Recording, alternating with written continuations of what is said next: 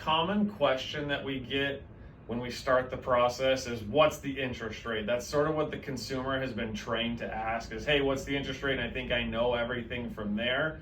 And then the follow-up question comes is, how did you pick that interest rate? So I want to just walk you through some simple steps here to help you be able to answer both those questions. And I'm going to start with the second one first, just for fun to make it really complicated. So how do we pick your interest rate? And I would tell you the answer is, I don't really pick your interest rate. But there's some factors that come into play that gives you options of interest rates and allows you to pick it. And so the three things that really factor into figuring out what your interest rate is going to be is, first off, the loan program. So you'll hear out there of a conventional loan, a VA loan, an FHA loan. So these are all different loan programs, and they're going to have a different way that they structure how the lender is making money, meaning interest rate, mortgage insurance, those kind of things. So if you know your loan program, that's going to turn you to a specific set of interest rates. The next thing within that is where your credit score falls. Oftentimes your credit score actually will help us give us an indication of what loan program you should go into. Higher credit score is going to more often end up in a conventional loan, lower credit score, FHA, those kind of things. But even within the loan program, the lender is factoring out some more risk for a lower credit score, and thus you're going to see a higher rate or a higher fee, which is what we'll get to later on here.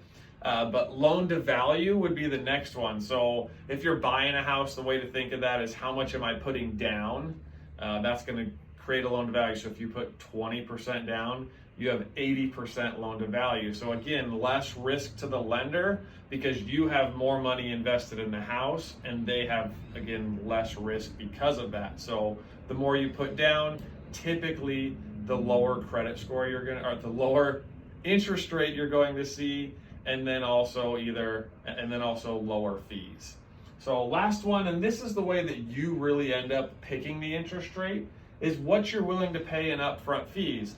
The higher fee that you're able to pay, the lower you can get an interest rate. And so then really it becomes a game for you of, how long do I plan to stay in this loan? And you start to figure out, hey, should I pay more fee because I'm going to save an interest over the life of the loan? Or hey, I'm not going to keep this very long, so instead of paying a fee, I should actually get the lender to give me money to cover closing costs and things like that.